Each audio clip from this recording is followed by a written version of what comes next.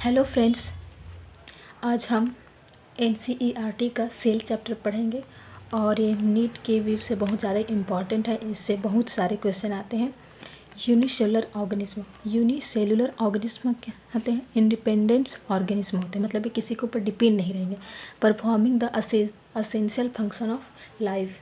जो multi cellular organism होते हैं जो फंक्शन करते हैं, जैसे कि डाइजेशन, रिप्रोडक्शन, रेस्पिरेशन, ये सब फंक्शन करेंगे कौन? Unicellular organism. तो क्या होते हैं? इंडिपेंडेंस ऑर्गेनिज्म होते हैं और performing the essential function of life.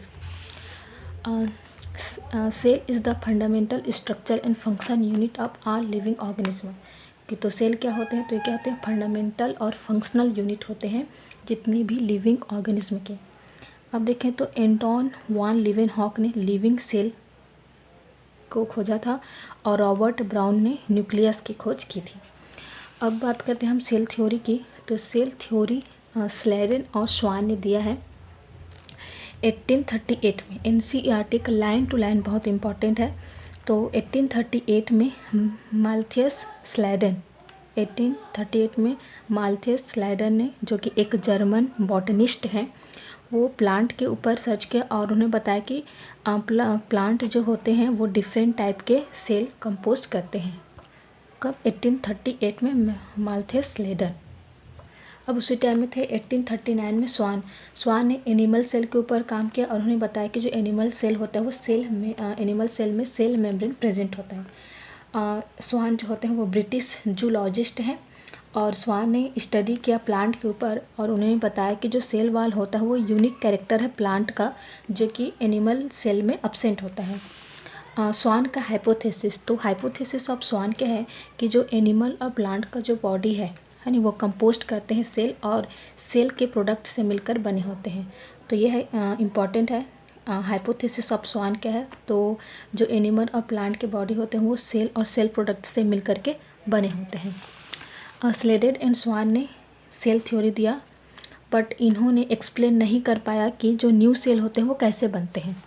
ठीक है, स्लेडन और स्वान ने सेल थ्योरी तो दिया पर इन्होंने एक्सप्लेन नहीं कर पाया कि जो नए सेल होते हैं वो कैसे बनते हैं। तो जो सेल थ्योरी का मॉडिफिकेशन है किसने किया? रुडोल्फ विर्चो ने 1855 में। रुडोल्फ विर्चो ने 1855 में सेल थ्योरी को मॉडिफाई किया और उन्होंने बताया कि जो नए सेल होते हैं वो पुराने सेल से बनते हैं। ओमनिस सेलुला ई सेलुला, ये इम्पॉर्टेंट है। ओमनिस सेलुला ई सेलुला किसने दिया? 1855 में रुडोल्फ विर्चो ने। उन्होंने सेल थ्योरी को मॉडिफाई किया और बताया कि जो नए सेल होते हैं वो पुराने सेल से बनते हैं। तो सेल थ्योरी अब जो नया सेल थ्योरी है वो क्या है कि all organism are composed of cell and product of cell, मतलब सभी ऑर्गेनिज्म सेल और सेल के प्रोडक्ट से मिलकर बने होते हैं।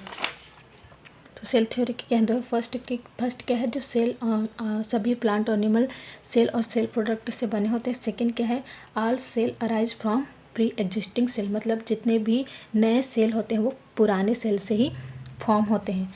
अब बात करते हैं सेल। तो सेल जो होते हैं टू टाइप के, prokaryotic cell and eukaryotic cell. Prokaryotic cell में क्या होता है? न्यूक्लियस एब्सेंट होता है और यूकैरियोटिक में न्यूक्लियस प्रेजेंट होता है। साइटोप्लाज्म की बात करें तो साइटोप्लाज्म जो होता है वो सेमी फ्लूइड मैट्रिक्स होता है और दोनों ही प्रोकैरियोटिक और यूकैरियोटिक में प्रेजेंट होता है। और ये लिविंग स्टेट में केमिकल यही होता है। केमिकल रिएक्शन कहाँ होते हैं? साइटोप्लाज्म में होते हैं। तो साइटोप्लाज्म में क्या होते हैं? सेमी फ्लूइड मैट्रिक्स होते हैं। प्रोकैरियोट और यूकैरियोटिक दोनों में प्रेजेंट होते हैं और केमिकल रिएक्शन साइटोप्लाज्म में ही होता है। ये पूरा एनसीईआरटी है लाइन टू लाइन। अब बात करते हैं राइबोसोम।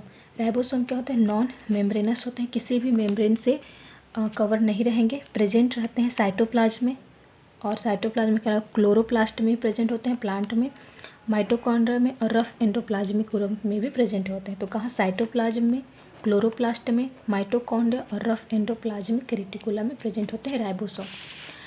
एनिमल सेल में क्या होता है? एक एक्स्ट्रा होता है सेंट्रोल प्रेजेंट होता है जो कि नॉन मेम्ब्रेनस होते हैं और ये सेंट्रोल जो होता है सिर्फ एनिमल सेल में प्रेजेंट होते हैं, प्लांट सेल में अब्सेंट होता है।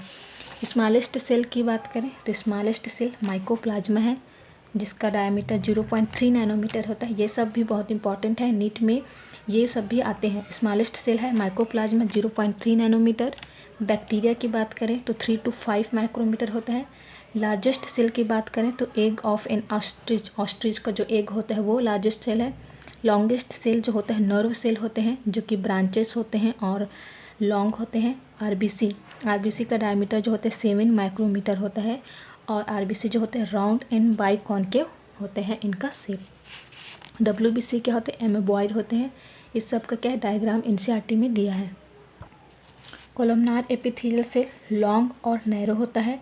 Mesophyll cell round and oval होता है।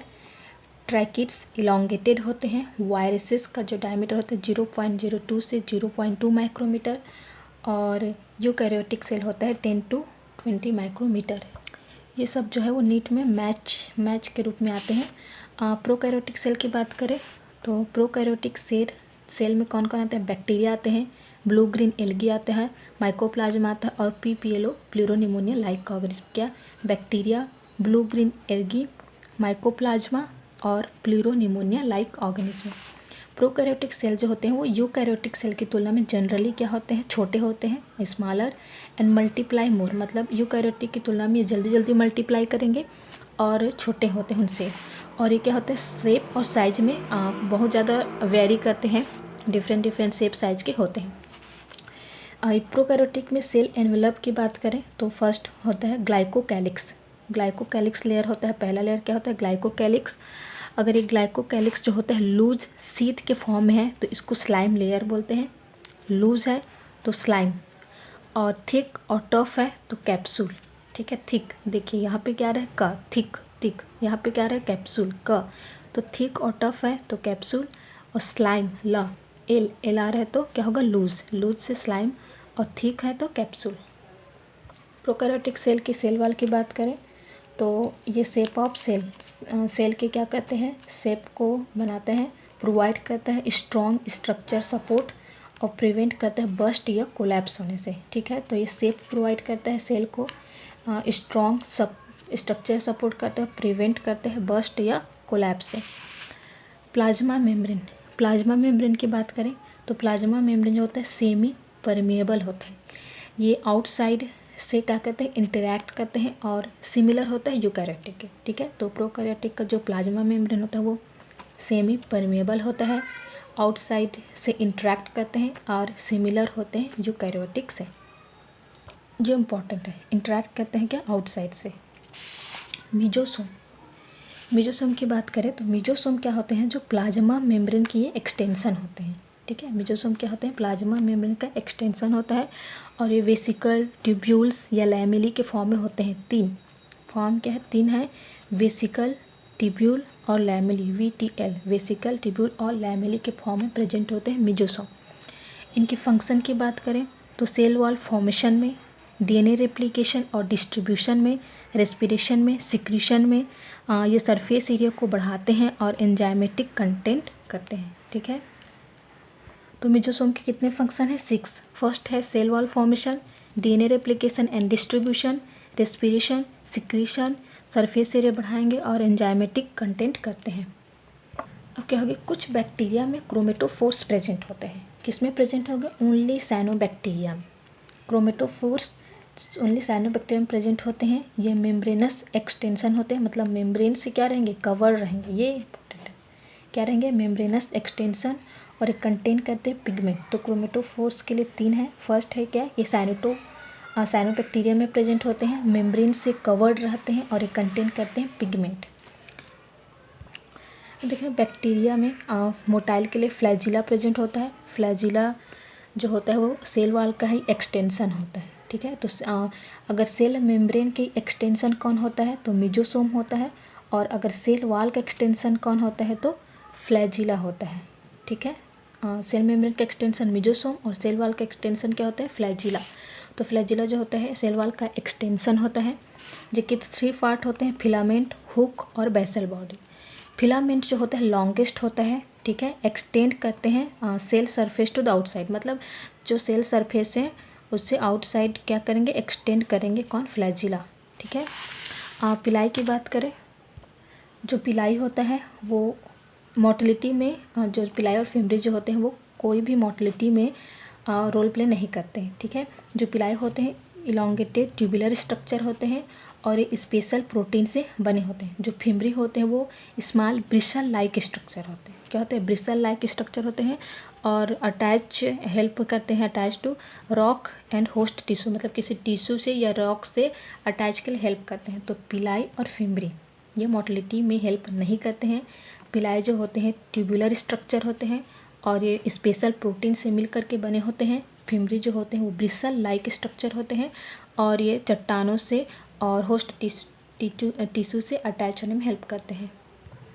प्रोकैरियोटिक में राइबोसोम की बात करें तो राइबोसोम जो होता है प्रोकैरियोटिक में ये प्लाज्मा मेम्ब्रेन से एसोसिएटेड रहते हैं।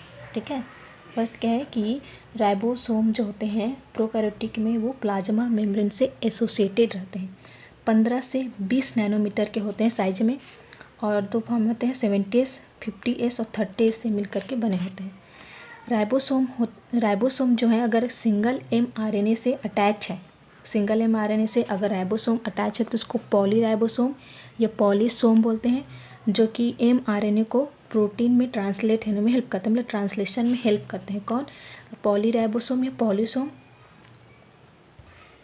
पॉलीराइबोसोम में पॉलीसोम क्या होते हैं? तो अगर राइबोसोम सिंगल mRNA से अटैच है जो कि ट्रांसलेशन में हेल्प करते हैं। इंक्लूजन बॉडी क्या होते हैं? तो ये प्रोकैरियोटिक्स में रिजर्व मटेरियल होते हैं और ये स्टोर्ड रहते हैं किसमें? साइटोप्लाज्म में। कोई भी रिजर्व मटेरियल है वो इंक्लूजन बॉडी के फॉर्म में क्या रहेंगे? स्टोर रहेंगे साइटोप्लाज्म में और ये किसी भी मेम्ब्रेन से बाउंड नहीं रहते हैं। ठीक है, नॉट बाउंडेड बाय मेम्ब्रेन। तो इंक्लूजन बॉडी का जो फॉर्म है वो फॉस्फेट ग्रैन्यूल्स के रूप में साइनोफाइसिन ग्रैन्यूल और ग्लाइकोजन ग्रैन्यूल के फॉर्म होते हैं। 3 फॉस्फेट ग्रैन्यूल, साइनोफाइसिन ग्रैन्यूल और ग्लाइकोजन ग्रैन्यूल। ठीक है, तो रिजर्व मटेरियल है, साइटोप्लाज्म में स्टोर रहते हैं, किसी भी मेम्ब्रेन से कवर्ड नहीं रहते हैं। 3 फॉर्म में फॉस्फेट ग्रैन्यूल, साइनोफाइसिन ग्रैन्यूल और ग्लाइकोजन ग्रैन्यूल के फॉर्म में रहेंगे। गैस वैक्यूल जो होते हैं ब्लू ग्रीन एल्गी में present, blue green algae purple green photosynthetic bacteria में प्रेजेंट होते हैं। Thank you friends for watching my video. Next video में हम यूकैरियोटिक सेल को कंप्लीट करेंगे। So thanks, please like and subscribe my channel.